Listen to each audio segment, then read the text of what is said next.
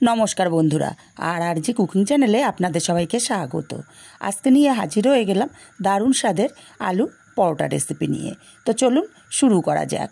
আমি এখানে একটা পাত্রের মধ্যে 3 বাটি ময়দা দিয়ে দিচ্ছি। আমি ময়দা দিয়ে করছি, আপনারা চাইলে শুধু আটা দিয়েও করতে পারেন বা আটা আর ময়দা মিশিয়েও করতে পারেন। দিয়ে দিলাম 2 চামচ চিনি, স্বাদ মতো লবণ আর 1 চামচ সাদা তেল এখানে দিয়ে দিলাম। সব কিছু খুব ভালো করে মিশিয়ে নেব আর ময়ানটা ভালো করে ডলে ডলে দিয়ে নেব। ময়ানটা খুব ভালো করে দিয়ে নিয়েছি। এখন ময়দার মাঝখানটাকে ফাঁকা করে নিচ্ছি, কারণ আমি গরম জলে ময়দাটা মেখে নেব। এখানে গরম জল নিয়েছি। গরম জলে ময়দাটা মাখলে কী হবে, ময়দাটা তাড়াতাড়ি সফট হয়ে যাবে। ময়দাটা আস্তে আস্তে গরম জল দিয়ে ভালো করে মাখিয়ে নিতে হবে। ময়দাটা আমি সুন্দর মতো একটা সফট ডো রেডি করে নিয়েছি। এখন ঢাকা দিয়ে রেখে দেব পুরটা রেডি করা পর্যন্ত। গ্যাসে একটা ফ্রাইং প্যান বসিয়ে 1 চামচ তেল দিয়ে দিলাম। তেলটা গরম করে এখানে 1/2 চামচ গোটা জিরে দিলাম আর দিয়ে দেবো একটা পেঁয়াজ কুচি। পেঁয়াজ কুচিটাকে হালকা করে ভেজে নেব। এইভাবে একদিন পুর ভরা আলুর পরোটা বানিয়ে দেখবেন, খেতে কিন্তু দারুণ লাগে।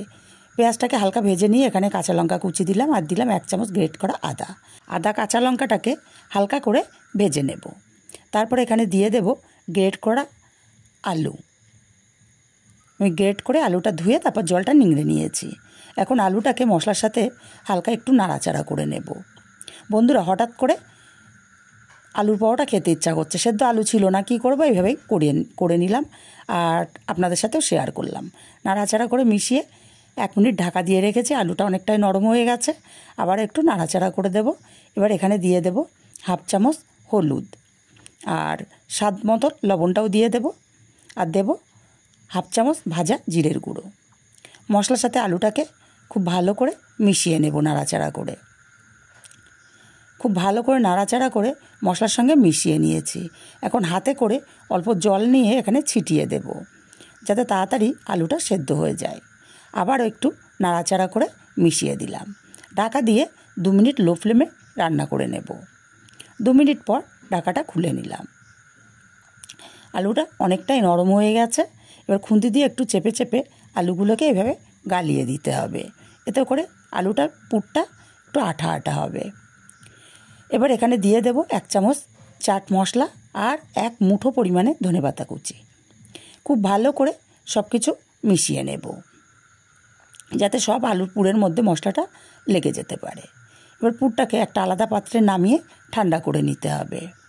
পুরটাকে ছড়িয়ে দেব, যাতে তাড়াতাড়ি পুরটা ঠান্ডা হয়ে যায়। পুরটা ঠান্ডা হতে থাকুক, ততক্ষণে আমার এদিকে ময়দার ডোটা সেট হয়ে গেছে। আবারও মেখে নেব। দেখুন অনেকটাই সফট হয়ে গেছে গরম জল দিয়ে মেখে রাখাতে। ময়দার ডোটাকে আবারও খুব ভালো করে মিনিট 2 সময় নিয়ে মাখিয়ে নিয়েছি।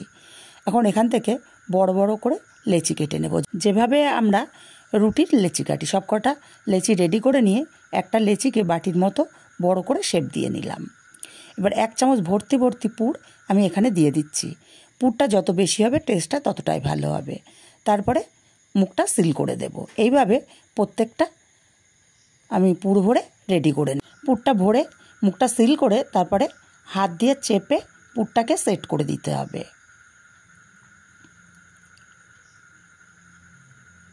আর প্রত্যেকটা আমার পুর ভরে রেডি করে নেওয়া হয়ে গেছে। এখন একটা চাকি বেলুনের মধ্যে কিছুটা ময়দা ছিটিয়ে দিলাম। একটা করে ডো নেব। প্রথমে হাত দিয়ে চেপে চেপে পুরটাকে সেট করে নেব। তারপর হালকা হাতে বেলে নিতে হবে। তবে রুটির মতো এই পরোটাগুলো বড় করব না, আর খুব বেশি চাপ দিয়ে বেলা যাবে না, তাহলে পুর বেরিয়ে যাবে। ঠিক এই রকম মোটা একটা পরোটা রেডি করে নিয়েছি। সরাসরি গরম তাওয়ার ওপরে দিয়ে দিলাম। 1 পিঠ ভাজা হলে 1 পিঠ উল্টে দেবো আর ওপর থেকে 1 চামচ পরিমাণে তেল ছড়িয়ে দিলাম। তেলটাকে খুন্তি দিয়ে ছড়িয়ে দেবো। আর এই তেলেই কিন্তু আমার পরোটাটা ভাজা হয়ে যাবে, আমি আর তেল ব্যবহার করব না। এইবার উল্টে দেব আর হালকা একটু চাপ দিলেই দেখবেন পরোটাগুলো খুব সুন্দর মতো ফুলবে। প্রত্যেকটা পরোটা ফুলবে এই পদ্ধতিতে যদি আলুর পরোটা তৈরি করা হয়। দেখতেই পাচ্ছেন আমার পরোটা ফুলে টোপর হয়ে গেছে। আর এইভাবে উল্টে পাল্টে একটু গোল্ডেন কালার করে পরোটাগুলোকে ভেজে নেব। দেখতেই পাচ্ছেন কত সুন্দর কালার চলে এসছে। আমার পরোটা ভাজা রেডি, তুলে নিলাম। আর একইভাবে সব পরোটাগুলো ভেজে রেডি করে নিয়েছি। রেসিপিটা কেমন লাগলো কমেন্ট করে জানাতে ভুলবেন না।